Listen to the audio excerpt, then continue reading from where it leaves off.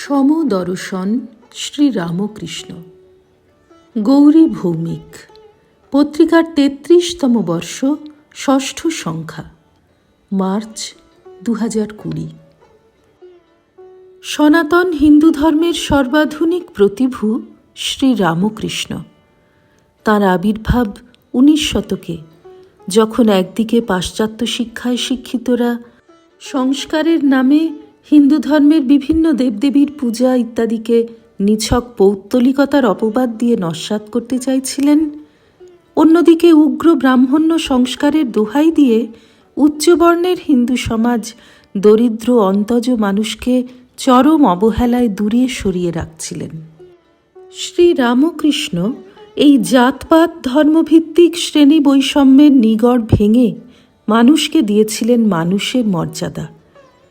তার কাছে বৈষ্ণব, শাক্ত, কর্তাভজা, বেদান্তবাদী, ব্রহ্মজ্ঞানী, খ্রিস্টান, মুসলমান, সাকারবাদী, নিরাকারবাদী ইত্যাদি নানা সম্প্রদায়ের মানুষ আসতেন নিজের নিজের ভাব নিয়ে।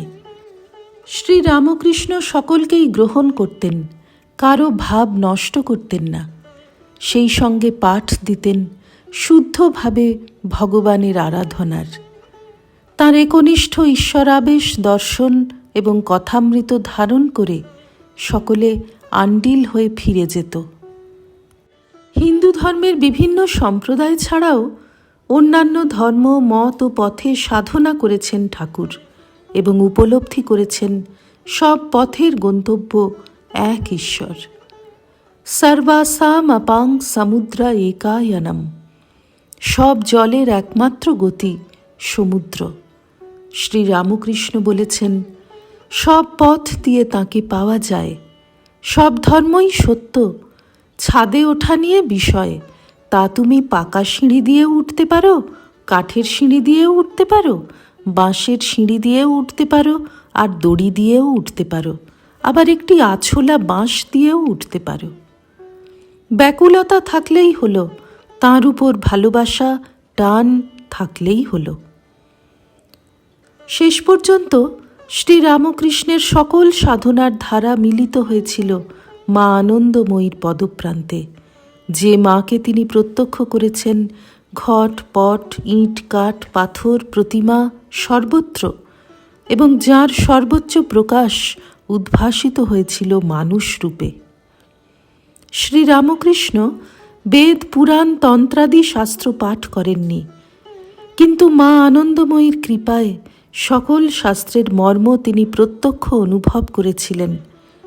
ঈশাবাস্যমিদং সর্বম, এই পরিদৃশ্যমান জগতের সব কিছুই ঈশ্বরময়। ভাগবতে বলা হয়েছে, মনসৈ তানি ভূতানি প্রণমেতদ বহুমানয়ন, ঈশ্বরো জীবকলয়া প্রবিষ্ট ভগবানিতি। ঈশ্বর সকল জীবে প্রবিষ্ট হয়েছেন এই রকম জেনে বহুমান দিয়ে সমস্ত জীবকে প্রণাম করবে। এই বিষয়ে শ্রীরামকৃষ্ণ নিজের অনুভব ব্যক্ত করেছেন। যখন অন্তর্মুখ সমাধিস্থ তখনও দেখছি তিনি, আবার যখন বাহিরের জগতে মন এলো তখনও দেখছি তিনি। সকল মানুষ, সকল জীব, এমনকি জড়বস্তুর মধ্যেও তিনি ব্রহ্মের অনুভব করেছেন। বলেছেন, কালীঘরে পূজা করতাম, হঠাৎ দেখিয়ে দিলে সব চিন্ময়, কোষাকুষি, বেদি, ঘরের চৌকাঠ সব চিন্ময়। মানুষকেও আমি ঠিক সেইরূপ দেখি, তিনিই যেন মানুষ শরীরটাকে লয়ে হেলে দুলে বেড়াচ্ছেন।